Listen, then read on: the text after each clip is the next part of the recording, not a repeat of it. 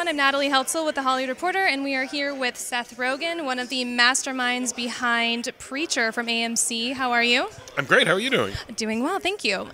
So around this time last year, season 1 was airing. What have you guys learned from the first season that maybe has helped you in creating the second season?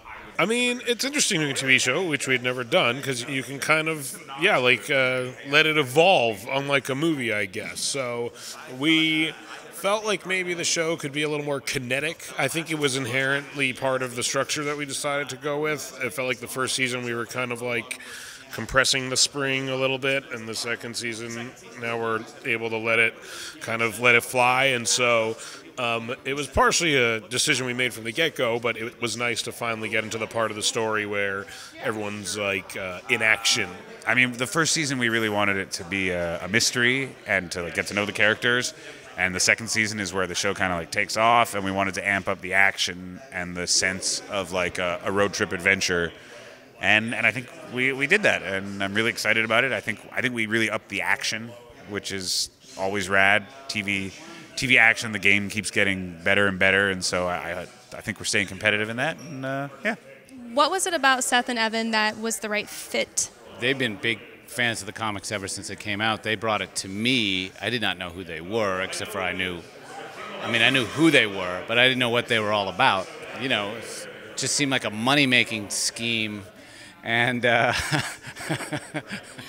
and they turned out to be unbelievable collaborators. I mean, totally, not only are they passionate about the material, but they're really smart. So it's been an unbelievable collaboration. I love them both. How far did you guys map out the series? Because, the first season obviously was content that we hadn't seen before. Yeah. So how far did you sort of map things out seasons-wise? I mean, we always kind of use the comic as kind of a roadmap. I think even though we take an odd route to get there, we do arrive at the same destinations ultimately, maybe periodically, but we get there. So, I mean, what we keep saying is that we have the comic as a roadmap, and the comic ends very well.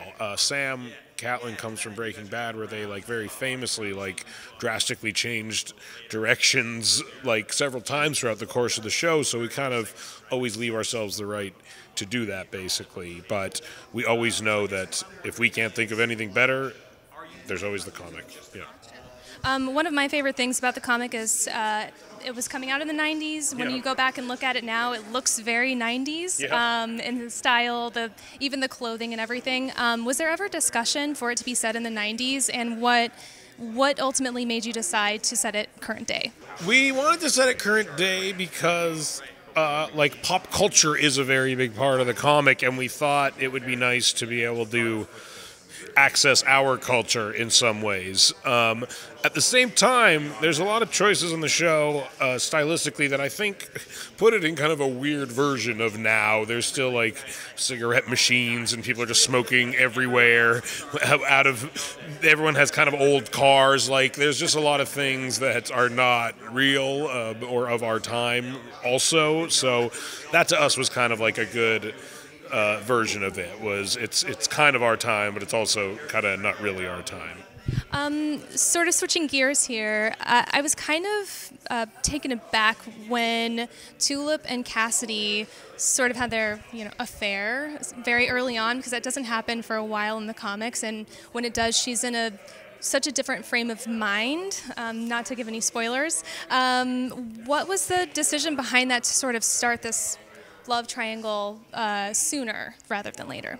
It becomes the main tension of the show or of the comic, and we didn't want to disclude the main tension from the concept of the TV series. And in a TV series, you really need to establish that main tension early. That being said, it doesn't mean we're not going to some of the places that you are referring to in the comic. I think people who are fans of the comic, and I'm not sure because we're not there yet, but will see some of what is in the comic reflected down the road. When you're creating the show, are you thinking about the fans? Are you writing for the fans? Are you writing for yourselves because you are fans? Do you ever does that come into mind ever, and how does it come into mind? Oh yeah, it definitely comes into mind. I mean, I think there's probably like three answers to that. One is we write for ourselves as huge fans of the comic. The other is we're doing it for the audience members that are fans. And the other is we're doing it for the audience members who've never heard of it. And we have to service all three of those things because otherwise we'll kill ourselves because we'll be so mad at ourselves. So, yeah, we try to make it that if you've never heard of it, it's engaging and entertaining. And if you have heard of it, that it has elements of the comic. And so it's not just a bunch of random stuff. We know that there are those sort of wild-eyed fans out there that are like looking for all the details, and this is a comic that they've lived with for 20 years, and you don't want to disappoint them, and you also really want to reward them with details and storylines and characters, and that the hardcore fans are going to be able to appreciate and enjoy the show in a way that the more casual viewers aren't. So that's very exciting to know, to be in the writer's room and just say, oh my gosh, the fanboys are going to just geek out over this. So yeah, that's fun. Do you ever refer back to the comic when you're looking at shot lists and things like that? How much do you sort of take as a reference to recreate, if anything? I mean, like Watchmen is super, and Sin City is, they seem like very much recreated from the comic panels. Are there any panels that you love from the comic? Do you ever take that into consideration? We do. I mean, there's almost no moment that I've directed on the show that is frame for frame a moment that is in the comics. That being said, there's things like, the Saint of Killers. We looked at how the comics framed him a lot because he's always very imposing in the comics, and so that was something that we really looked to as to how they made him intimidating just on a purely visual level by how they drew him and framed him and put him in relation to the other characters. And visually, we just try to make the show look like a comic booky in a lot of ways. We try to frame it like a comic view. I mean, we use a lot of split diopters and things like that, things that make you lose focus altogether. Everything puts everything on the same plane of focus like a comic book. And so we do things like that, yeah. I got a file here, and while I read the comics, I take pictures of all the frames that I think are important, and I send them to Sam.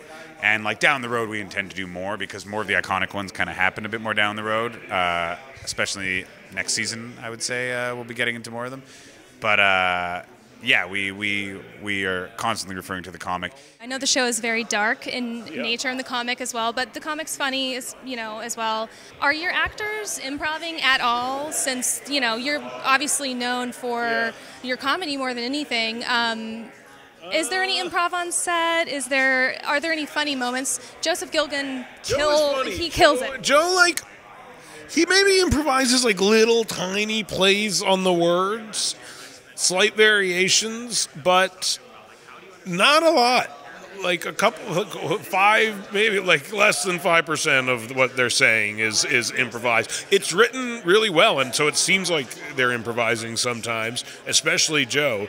And he does add little flourishments. I don't know if that's a word, but sure, let's go with it. But it's largely written pretty specifically. Yeah, I feel like the show has more of a sense of humor this year than it has in the past and last year. So hopefully our fans agree that it makes all that violence go down a little bit easier. Is there talk of Jody and Jesse's backstory and his family at all? Has that come up yet? Is that something that you're diving into? Just wait. Watch the season, I guess. Yeah. Okay, so maybe in season 2 we'll see some Jody. The last thing I have for you is obviously, Preacher was a very beloved fan favorite comic. You also have your name on The Boys and Invincible with Robert Kirkman.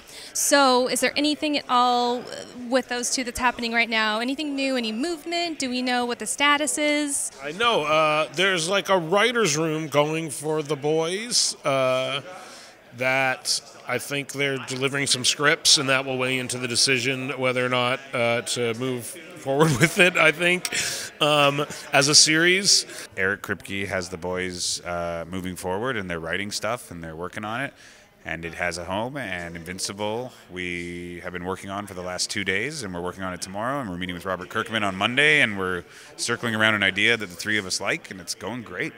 I took a peek at your Reddit, Ask Me Anything, and someone asked you about casting for Invincible, and you were asking for suggestions. So, do you still not have any idea who will be cast? I mean, who knows? I mean, it could be. That's the thing is like it's script form. Like it could be like 3 years before the movie even gets made, and who knows who will be new by then? What these kids? Tom Holland wasn't even born 3 years ago, so who knows who we'll have in 3 years? Are there any odds of Simon Pegg actually playing the character in The Boys? Don't think so. It's just they're so different in age. Maybe, though, it's possible. We haven't got there. We need to see how the story breaks in the comic format because it's a little different. It's not going to be like Preacher where it's like way different in the first season, but you know, it may be better to have a younger guy, which is kind of how it was intended. But it was drawn to Simon Pegg. I don't know. We'll see where Simon's at. You never know. Here's hoping. Anyhow, thank you so much for joining us. Thank you for watching, and have a good one. Thanks. Right on. Thank you.